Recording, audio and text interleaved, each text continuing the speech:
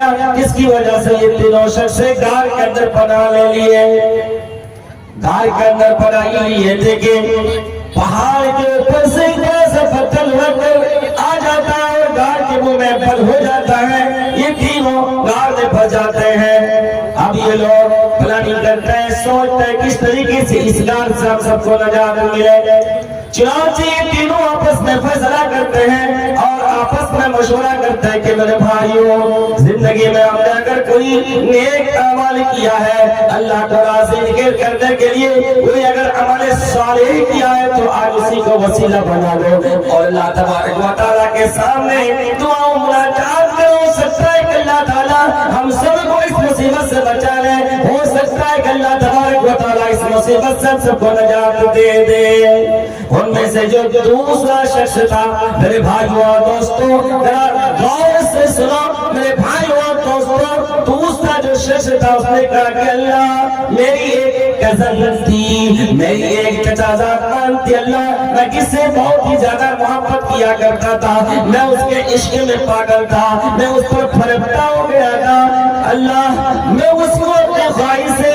نفسانی کے لیے میں نے مدعو کیا، دعوت دیا، لیکن اس نے انکار کر دیا۔ وہ زمانہ گزر گیا اور پھر 10 سالی آ گئی، 10 سالی چاروں طرف پھیل گئی، وہ مجبور ہو گئی، مجبور ہو کر کے میرے گھر کے دروازے پر دستک دیا اور اس نے کہا مجھے چند دینار کی ضرورت ہے کہ اللہ میں نے اسے 120 دینار اس شرط پر دیا ہے کہ تم فلاں ڈیٹ کو میرے گھر پہ آ جانا اور میرے بستر کی زینت بن جانا اور تم آنا اور ہمارے ساتھ خلوت اختیار کرنا۔ بیچارے مجبور تھی، کیا نہیں کرتی، وہ راضی ہو جاتی ہے، 120 دینار کو لے کر کے گھر چلی جاتی ہے۔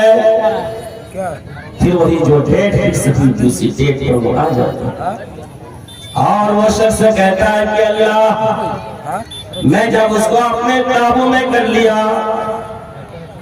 فلما قعدت بین رجلیہا، اے اللہ جب میں ان کے دونوں ٹانگوں کے پیچھے بیٹھ گیا، قالت اتق اللہ، تو اس عورت نے کہا اللہ کے بندے اللہ سے ڈر، اللہ کا خوف کر۔ آج تک کسی مرد نے مجھے ٹچ تک نہیں کیا ہے، میرے جسم کو نہیں چھویا ہے، لیکن مجبور ہوں میں، اس لیے میں کچھ کہہ نہیں پا رہی ہوں۔ اے اللہ اس کے کلیجے سے جو یہ آواز اور ٹھیک آئی، فانصرفت عنہا، اے اللہ میں نے اسے چھوڑ دیا، حالانکہ بہت زیادہ میں اسے محبت کیا کرتا تھا، اے اللہ اگر میں نے تیری رضا کے لیے سب کچھ کیا تھا، اے اللہ تیری خوشنودی کے لیے میں نے اپنے دامن کو برائی سے بچا لیا تھا، ففرج عنا ما لک فیہ، اے اللہ تو ہم سے جو مصیبت ہے اس کو ذرا سا تو دور کر دے، اے اللہ یہ چٹان جو ہمارے غار کے منہ میں آ چکے، اللہ اسے جو ذرا سا اور بھی جو ہے سرک دے اور اس سے جو ہے الگ کر دے، ہم سے دور کر دے۔ میرے بھائی اور دوستوں، اس کے اندر ایمان تھا، اس کے اندر ایمان کا جذبہ تھا، وہ حقیقی مومن تھا۔ ہم اور آپ کے اندر کیا وہ جذبہ ہے کہ ہم برائی کے قریب ہو کر کے ہم برائی کرنے کی طاقت اور چھمتا ہے، اس کے باوجود ہم اپنے آپ کو برائی سے بچا لیں؟ ہمارے اندر کیا وہ طاقت اور ایمانی حمیت اور غیرت ہے؟ میرے بھائیوں اور دوستوں، تو اللہ تعالیٰ نے یہ پہلی صفت بیان کی اور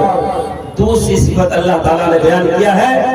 وَإِذَا تُلِيَتْ عَلَيْهِمْ آيَاتُهُ زَادَتْهُمْ إِيمَانًا،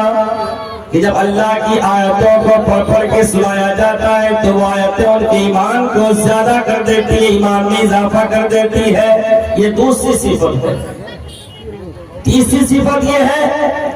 الَّذِينَ يُقِيمُونَ الصَّلَاةَ وَمِمَّا رَزَقْنَاهُمْ يُنْفِقُونَ۔ تیسری صفت مومن کی یہ ہے کہ نماز قائم کرتے ہیں، نماز ہر حال میں پڑھتے ہیں، نماز کو خشوع و خضوع کے ساتھ پڑھتے ہیں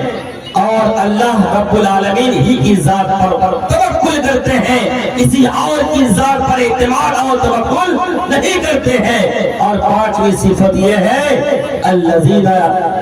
युनफिकून मिम्मा रज़क़नाहुम युनफिकून, हमने जो उन्हें रिज़्क़ अता किया है वो अल्लाह के रास्ते में खर्च भी करते हैं। अल्लाह तबारक व तआला इन 5 सिफात के हामिल को खुद ही अर्श के ऊपर से सर्टिफिकेट देता है और कहता है उलाइका हुमुल मोमिनून हक़्क़ा, कि हकीकी मानों में यही लोग मोमिन हैं। हम लाख दावा करें, दावा करने से कुछ नहीं होता है। अगर हमारे अंदर ये 5 औसाफ नहीं है तो हम हकीकी मानों में मोमिन नहीं है। अल्लाह रब्बुल आलमीन ने आगे की आयतों में हकीकी जो मोमिन है उनका मुजदा सुनाया है। अल्लाह ने फरमाया कि जन्नत के बड़े बड़े दर्जा उनके लिए है। फरमाया कि अल्लाह ताला उनके गुनाहों को बख्श देगा और कल क़यामत के दिन जन्नत के अंदर बेहतरीन रिज़्क़ अल्लाह ताला अता फरमाएगा। मेरे भाई और दोस्तों, वक्त हो चुका है, मुकर्रर की लिस्ट काफी है, इसलिए मैं इन्हीं चंद बातों पर अपने तकरीर को खत्म करता हूँ। अल्लाह तबारक